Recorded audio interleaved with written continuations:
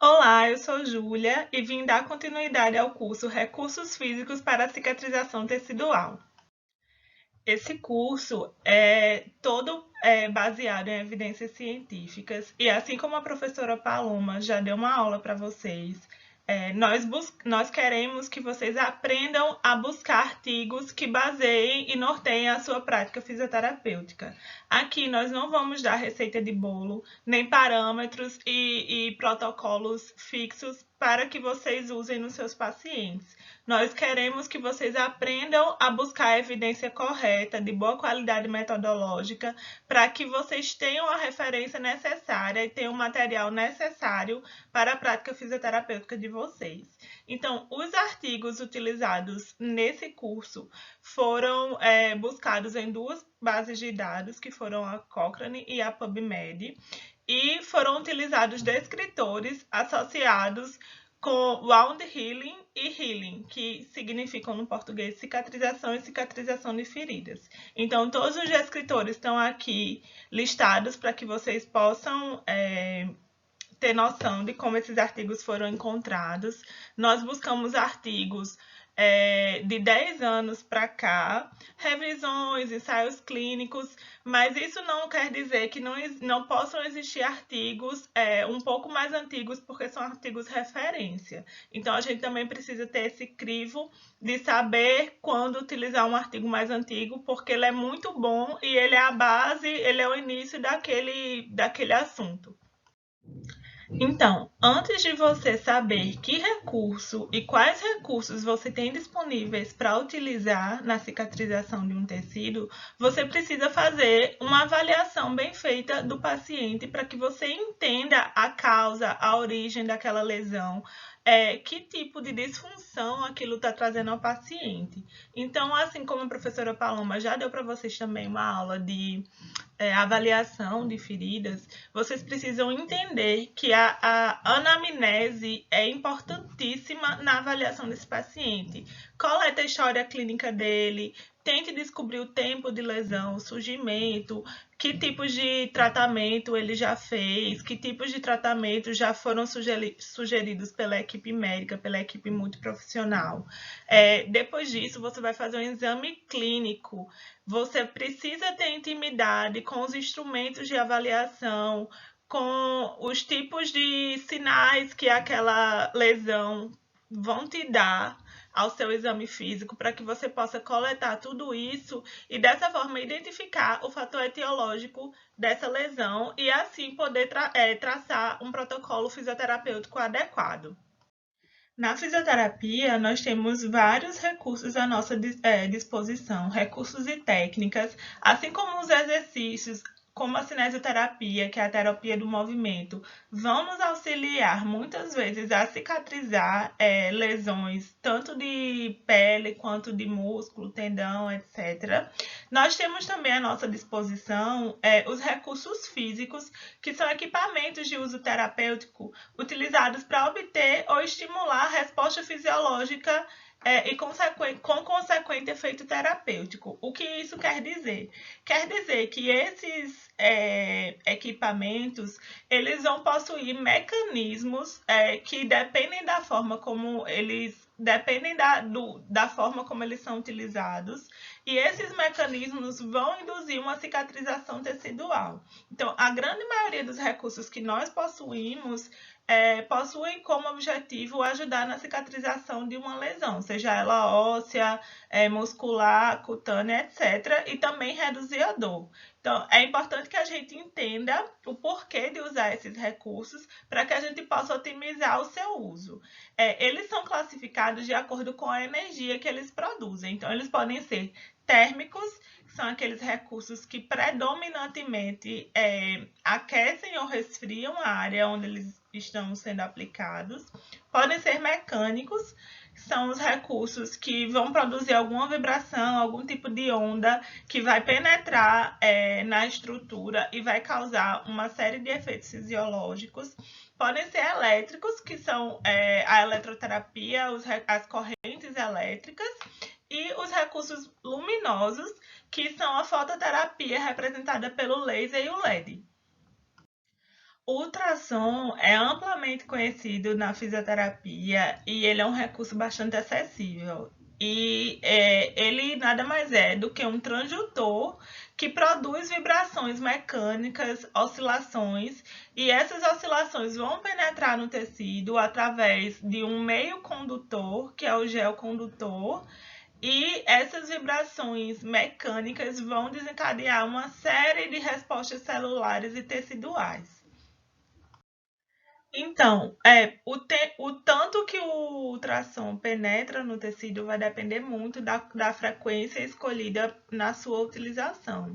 A frequência dele varia bastante, ela pode ir de 1 até 5 milhões de hertz, mas normalmente, comercialmente, nós utilizamos o equipamento com as frequências de 1 e de 3 MHz. Qual a diferença dessas frequências? A frequência de 3 MHz ela é mais utilizada em lesões cutâneas porque ela penetra pouco no tecido. Então, se for uma lesão, a cicatrização de uma ferida cutânea, o ideal é que você utilize a frequência de 3 MHz. Se for algo mais profundo, a nível de músculo, de osso, de tendão, é mais indicado que se utilize a frequência de 1 MHz. Uma coisa a ser levada em consideração também é o estado do paciente. Se é um paciente com coxinha de pouso muito grande, a área de aplicação, a área da lesão, se é uma área mais superficial, se é uma área que é protegida por bastante músculo, por bastante tecido adiposo, e onde você vai chegar está muito mais profundo, então tudo isso vai nortear a escolha da frequência do ultrassom. Essa energia ultrassônica é produzida pela alteração elástica de componentes eletrônicos. Então, assim, dentro do equipamento existe um mecanismo, um dispositivo que vai gerar a produção dessa energia mecânica. Uma coisa importante a ser lembrada é que a onda mecânica ela só se dispersa, digamos assim, só se reproduz em meio líquido. Então, não adianta você fazer ultrassom em uma pessoa que está desidratada, que não tem quantidade de água suficiente no tecido para que essa onda repercuta nas células. Então, é nosso papel, enquanto fisioterapeuta, orientar o paciente a uma adequada ingestão de água, a uma hidratação local da parte do corpo que está lesionada, para que os nossos recursos e as técnicas que nós vamos usar possam ter efeito terapêutico, senão vai ser um efeito placebo. A onda ultrassônica, ela também penetra no sentido longitudinal, tanto quanto no sentido de vibração. Então, ela tem essa propriedade.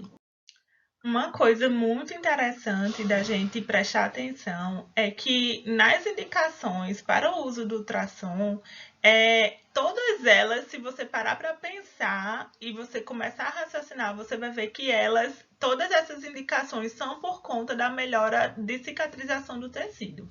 Então, são elas, algumas indicações. Diminuir a rigidez articular, melhorar a vascularização dos tecidos e, dessa forma, modular a resposta inflamatória, reduzir espasmos musculares e modular a dor. Então, por que essas indicações têm relação com a cicatrização? O ultrassom vai promover uma melhora de aporte sanguíneo no local da lesão. Chegando mais sangue, vão chegar também células de defesa do nosso corpo que vão ajudar com que a resposta inflamatória seja adequada.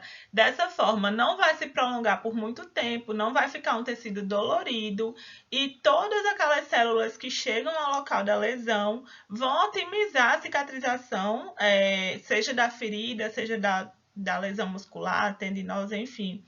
E essas células vão acelerar o processo de cicatrização e dessa forma vai melhorar a vascularização, vai diminuir dor, vai melhorar a lubrificação local, a produção de líquido sinovial. Então, que a gente possa raciocinar e entender que todas essas indicações clínicas decorrem da resposta fisiológica principal, que é de cicatrização.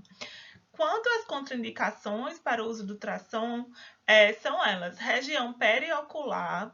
Geralmente a gente não usa nenhum recurso que seja muito próximo do olho, porque pode lesionar a retina.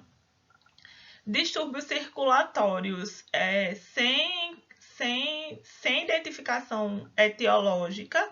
Em alguns recursos circulatórios, nós utilizamos o ultrassom, mas dependendo de qual seja esse recurso, não vai fazer muito sentido, porque a gente não vai conseguir, se é uma causa sistêmica, a gente não vai conseguir, com a aplicação de um recurso local, melhorar aquela circulação, então vai acabar não fazendo muito sentido. No caso de neoplasias, né, câncer, a gente sempre diz que é uma contraindicação relativa, depende muito do estado do tumor, se já foi, se está sendo realizado algum tipo de tratamento, de quimioterapia, de radioterapia, se esse tumor já tem metástase. Por quê? Porque o recurso físico vai aumentar o fluxo sanguíneo local. Então, se ali já tem um tumor que vai ser alimentado pelo aumento desse fluxo sanguíneo, não é interessante que eu utilize esse recurso. Em processos sépticos de infecção generalizada ou até mesmo infecção local, também não é interessante pelo mesmo motivo. Melhorando o aporte sanguíneo também aumenta a circulação local e aumenta a chance de disseminação dessa infecção. E em áreas de crescimento. Então, todas as indicações do ultrassom decorrem de dois efeitos causados por ele, que são o efeito térmico e mecânico. O calor produzido pelo equipamento vai trazer uma série de efeitos locais, como melhora da permeabilidade da membrana celular, aumento do fluxo sanguíneo local, com melhora do metabolismo, diminuição da dor. O calor também promove uma maleabilidade no colágeno que faz com que as fibras possam ser alongadas e possam ser tensionadas de uma forma mais fácil, dessa forma melhorando a qualidade da cicatrização. E o efeito mecânico também faz com que as ondas se propaguem em meio aquoso e dessa forma também gerem uma cascata de reações químicas que vão complementar o efeito térmico do ultrassom. Na hora de programar o equipamento, a gente precisa ter em mente qual o nosso objetivo utilizando o ultrassom, para dessa forma saber escolher os parâmetros adequados com base no quadro clínico do paciente. Os principais parâmetros a serem levados em consideração são a frequência de emissão, se a gente vai tratar uma lesão mais superficial ou mais profunda, e dependendo disso a gente vai escolher entre 1 e entre 3 MHz. O modo de emissão da onda, que pode ser contínua ou pulsada. A emissão contínua vai gerar um efeito térmico maior, enquanto que a onda pulsada vai gerar um efeito mecânico maior, e dessa forma, dependendo de qual o nosso objetivo, a gente vai escolher entre essas duas opções. A frequência de emissão, no caso do modo pulsado. Então, se eu escolho o modo pulsado, eu também tenho que escolher a frequência do pulso que vai ser emitido. Se eu quero que ele tenha mais pulsos ou menos pulsos. Qual a relação de trabalho do modo pulsado? Qual a dosimetria, que é expressa em watts por centímetro quadrado? A dosimetria diz respeito à quantidade de energia que eu vou depositar naquele tecido. É uma lesão aguda? É uma lesão crônica? Será que eu preciso de mais energia ou de menos energia para estimular a cicatrização naquele local? E qual o tempo total da sessão em minutos? Que diz respeito também ao tamanho da era, do cabeçote do ultrassom.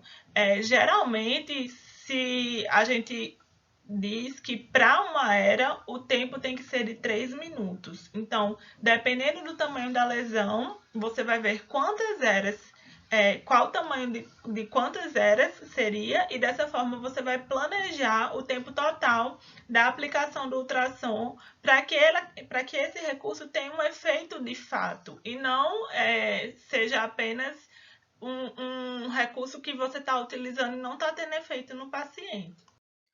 Com relação ao modo de aplicação, vai depender de qual a lesão que você quer tratar. Se for uma lesão fechada, ou seja, uma lesão muscular, óssea, de tendão, de ligamento, você pode aplicar o gel condutor na área que será tratada e logo em seguida acoplar o cabeçote. No caso do tratamento de uma ferida, de uma úlcera cutânea, você precisa ter o cuidado de aplicar um papel filme, um plástico filme, entre a lesão e entre o cabeçote para evitar contaminação. Então, você vai colocar um plástico filme, por cima do plástico filme você vai aplicar o gel condutor e aí por cima do gel condutor é que você vai acoplar o cabeçote. O ideal é que sejam movimentos lentos e rítmicos, para que você tenha um controle da quantidade de energia que você está depositando em cada lugar, para que você não aplique de forma mais rápida em um local, mais devagar em outro, de forma circular em um local, de forma linear em outro. Dessa forma, você não vai ter controle do quanto de energia você está depositando na lesão. Pode ser utilizado também um método de aplicação subaquático, embora ele não seja muito utilizado. Mas como a onda ultrassônica se propaga em meio aquoso, alguns profissionais optam por, no caso de fazer o tratamento de alguns membros, como por exemplo mão ou pé, que são fáceis de colocar em um recipiente, você pode submergir o cabeçote e dessa forma a onda ultrassônica vai ser propagada naquela água e vai chegar na estrutura que você quer. E quanto aos estudos, o que será que eles falam sobre o uso do ultrassom na cicatrização tecidual? Um estudo de Herberger e colaboradores em 2011 foi um ensaio clínico randomizado que teve como objetivo comparar o desbridamento, que é a remoção cirúrgica do tecido desvitalizado de uma ferida, comparar esse desbridamento com ultrassom de baixa frequência no tratamento de feridas operatórias. Então, os parâmetros utilizados foram uma frequência de 25 Hz, uma intensidade de 35 a 40 watts por centímetro e o tempo de aplicação não foi indicado. Esse estudo concluiu que tanto o ultrassom quanto o desbridamento apresentaram a mesma eficácia. Do ponto de vista fisioterapêutico, isso é positivo, porque significa que, primeiro, o fisioterapeuta vai estar mais integrado à equipe multiprofissional no tratamento de feridas, e segundo, o desbridamento é uma técnica dolorosa e muito mais invasiva do que o uso do ultrassom. Um outro estudo de Watson e colaboradores em 2011 buscou avaliar a efetividade de doses baixas de ultrassom no tratamento de úlceras venosas nas pernas. Os parâmetros utilizados foram frequência de 1 MHz, é uma frequência para uma ferida um pouco mais profunda. Acredito eu que por a úlcera venosa ser decorrente de uma insuficiência venosa, que é um tecido um pouco mais aprofundado. A intensidade foi 0,5 watts, bem baixa mesmo. Foi utilizado um modo pulsado, ou seja, um modo atérmico, puramente mecânico, e foi aplicado durante 12 semanas. A conclusão desse estudo é que o ultrassom de baixa frequência não aumentou a taxa de cicatrização dessas úlceras venosas. Outro recurso físico mecânico são as ondas de choque. As ondas de choque têm começado a ser mais conhecidas recentemente, de uns 5, 10 anos para cá. Ela já é muito utilizada na ortopedia, mas para a cicatrização de feridas cutâneas, principalmente, ela tem começado a ser utilizada mais recentemente. As ondas de choque consistem na transmissão de ondas acústicas mecânicas por meio de meio líquido ou gasoso. Seu efeito biológico é proveniente da ação mecânica das vibrações ultrassônicas. Ela também é considerada um ultrassom, só que, digamos que um pouco mais potente. é emitida por um gerador e transmitida aos tecidos pelo cabeçote que é acoplado na área a ser tratada. E os principais sistemas de geração das ondas de choque são eletromagnético, eletrohidráulico e pneumático. Isso tem mais a ver com o equipamento que você está usando e as engrenagens interiores dele, o mecanismo dele. Isso não vai interferir no efeito fisiológico que esse equipamento vai ter sobre a área tratada. As maiores indicações das ondas de choque referem-se ao tratamento de patologias músculo-tendíneas, ósseas ou cutâneas. Ela também pode ser utilizada com efeitos estéticos, mas como não é a intenção desse curso, eu vou me ater apenas às indicações de cicatrização. As contraindicações são portadores de tumor maligno, assim como no caso do ultrassom, e gestantes. É interessante a gente observar essa figura, que as ondas de choque elas podem ser focais ou radiais. Eu vou explicar isso um pouco mais na frente. Mas nessa figura a gente já consegue ver onde fica concentrada a área de maior energia. No caso do uso das ondas de choque focais, o principal ponto de acúmulo de energia vai ser um pouco mais profundo do que de onde ele foi emitido, do cabeçote. No caso da onda de choque radial, a maior emissão de energia é logo na saída do cabeçote e depois essa energia vai se dissipar um pouco. Quanto aos mecanismos de ação, as ondas de choque possuem principalmente três, que são os de efeito mecânico, efeito biológico e efeito analgésico. O efeito mecânico deve-se à cavitação gerada pelas ondas de choque. A cavitação são como bolhas de ar formadas dentro do tecido devido à alta energia do equipamento. Essas bolhas, quando se rompem, podem gerar destruição e fragmentação de tecidos que precisam ser destruídos, como, por exemplo, excesso de colágeno que gera fibrose, etc. O efeito biológico é causado também um pouco pelo efeito mecânico e ele consiste na melhora da vascularização local, chegada de mais células inflamatórias que vão acelerar e otimizar o processo de cicatrização e regeneração tecidual. O efeito analgésico é causado pela teoria das comportas e pela liberação de endorfinas. Quanto aos parâmetros, nós devemos considerar as seguintes coisas. A quantidade de energia que eu quero depositar nesse tecido, se ela vai ser baixa, média ou alta. Rompe e colaboradores definiram mais ou menos a quantidade de energia e o que ela significa. Então, eles definiram que uma energia baixa é considerada até 0,08 milijoules por milímetros quadrados, que a média energia seria até 0,28 milijoules por milímetros quadrado e que a alta energia seria de 0,6 milijoules por milímetros quadrados. Isso vai variar novamente, dependendo de se é uma lesão aguda ou crônica, mais superficial ou mais profunda. O tipo da onda de choque, se ela é radial ou se ela é focal. As ondas radiais são de baixa energia e atingem até 3,5 centímetros de profundidade. São mais utilizadas em lesões cutâneas. A onda radial é essa daqui. Em que, como já foi falado anteriormente, a maior quantidade de energia se encontra aqui, logo após a emissão, e depois ela vai se dispersando em direção ao tecido. Já a onda focal é ao contrário, ela vai atingir o seu ápice de energia num ponto um pouco mais aprofundado e lá vão convergir vários feixes de energia e vai dar uma quantidade grande de energia e de efeitos fisiológicos. As ondas de choque focais são consideradas de média a alta energia e atingem até 11 centímetros de profundidade, sendo utilizado para o tratamento de lesões um pouco mais profundas.